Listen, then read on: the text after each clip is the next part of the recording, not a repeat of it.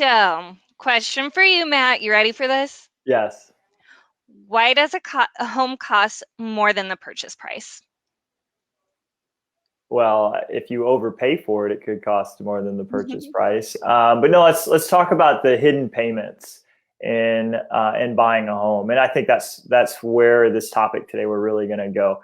Um, like literally, a home could cost more than the purchase price if you're in a multiple offer situation and you want to make an offer that's higher than the asking price to win. A very, very good way to do that if you are in that situation. It's the perfect house. Maybe it's even priced a little lower than the market, would be to use an escalation clause. Let's just use easy numbers. A home is listed for 500,000. You think it's really worth 550. It's got two other offers on it. You say, hey, I will pay 10,000 more than your highest offer up to a maximum of 550. And if it's your dream house and you think 550 is the perfect number for it, you can win that way. I mean, let's say the other offer came in at 490, you're 10,000 higher than the next highest offer, you'd get it at 5. But that way you can always be 10,000 higher. This is an escalation clause. It's a negotiation tactic for multiple offers. So that's one way you could just literally pay more than the asking price. But hidden things, other stuff that a lot of times buyers just don't realize.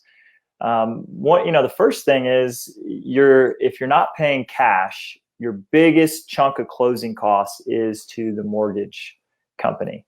You've got a loan origination fee. What's a loan origination fee? It's a fee that your lender collects to make a profit. And that could be thousands.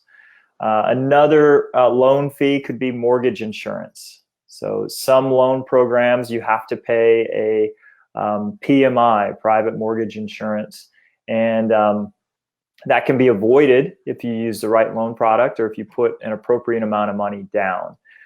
As far as down payment, a lot of times people are wondering, hey, how many thousands of dollars do I need to have ready in order to buy a home? Well, you could buy a home with as little as 0 down. Those are VA loan products if you're a veteran. Or if you're not a veteran, there's products of as little as 3% down. So if you're buying, like, let's say a $300,000 home, 3% of that, you might only need $9,000 of your own money to get into that house. All these other fees and costs, this is one of my favorite negotiation tactics, is to ask the seller to pay all of your other out-of-pocket costs. That would be seller to pay buyer's closing costs, prepaid, and allowances up to, and then we pick a number so that it covers all of them. On that $300,000 house, 3% would definitely cover every expense you would have. So up to $9,000. And then that, as a seller or as a buyer, you wouldn't have to come up with any more cash other than your down payment. So it can be a way that if you're trying to get in with as little of your own cash as possible, asking the seller to pay those costs can be a really good idea. Cool. So I'm going to go back to mortgage insurance. Yeah. I don't really understand what the purpose of it is.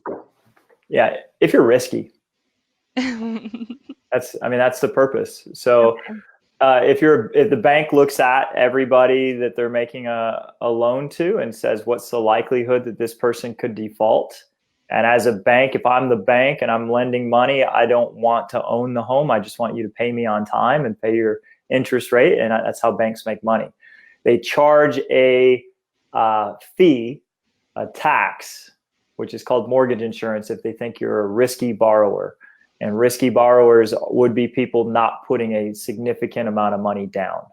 So one way to avoid that mortgage insurance tax is to pay more down. But we've got two in-house lenders that work with us, Warren Armstrong and Jarrett Hodson, two different mortgage companies. And those two guys are the best in the business. They walk all of our clients through. They work with a bunch of banks. Both of them are mortgage brokers, so they don't just work with one individual bank. It's not like walking into your credit union. You walk into them and they've got 20 different options of banks, and they can tell you which one's going to get you the lowest cost, the lowest rate, and avoid mortgage insurance. Bree, it sounds like you're on mute. I was on mute. Okay. My husband and I, we actually just got rid of our PMI. Oh, good. Yeah, we just refinanced. Yeah. So, So, so so we're if you no do, longer risky. yeah, well, what happened most likely, and you can correct me if I'm wrong, your house appreciated to a certain point, and now your equity in the house was enough that you were no longer risky. Our the interest rate or the mortgage rate dropped. Interest rate dropped. So we actually know our banker pretty well. He called us up and he's like, refinance. And so he was like, it'll drop your PMI. Awesome. Yeah. Yeah. So I, yeah. and that is awesome. Yeah, and that's the only way to get rid of it. The only way to get rid of it is you have to actually refinance. And if rates are great like they are today, awesome. Yeah. But rates could have gone up, and then you might not have wanted to have refinanced. So not getting mortgage insurance on the front end would be great if you can avoid it. And that's why we want to talk about options with our clients. Absolutely. So next question. What are the benefits of title search? Yeah, the benefits would be buying a house that doesn't have a title problem. Okay. What do you mean by that? Yeah, well, so like the property that I bought that Katie and I built our first house on was an heirs property. It just means that a guy owned it, and then he passed away without deeding the property to anybody.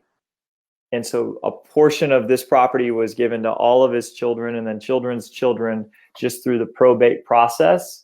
And it was just a messy title.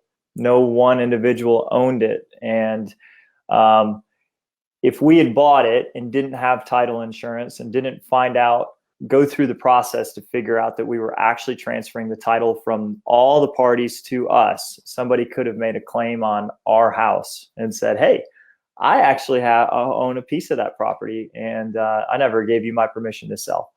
So that's one way that your title could not be clear. And if that's the case, we've got this amazing team of attorneys, Andrew Butler and Ryan Butler and Andrew Butler College. And they do very, very in-depth title searches and can clear up those title issues before we close. Because we want to make sure that you are the sole owner of your house. You don't want somebody else to come in and say, hey, I own a piece of your property.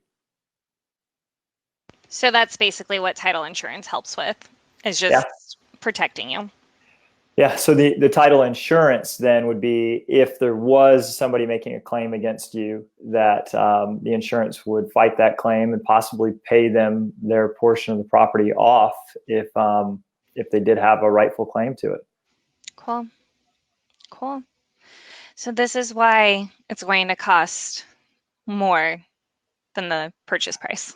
Let me give you just the last ones real quick. Okay. Appraisal. The buyer pays for an appraisal. It's usually $500.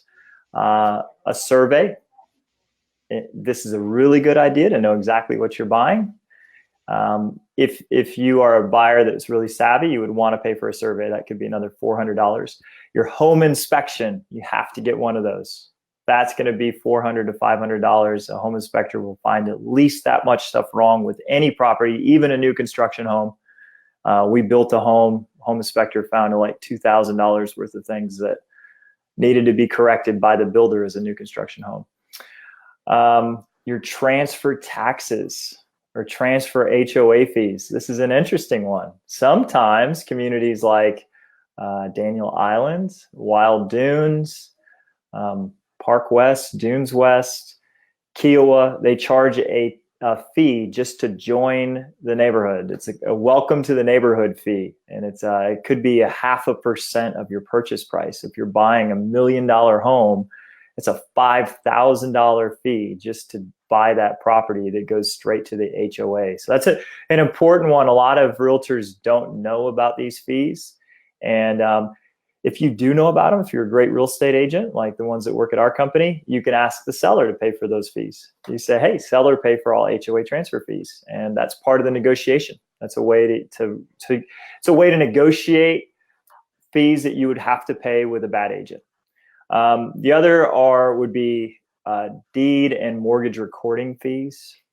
So those are just fees that usually just closing costs that you think are part of your attorney fee, but those are part of that attorney fee.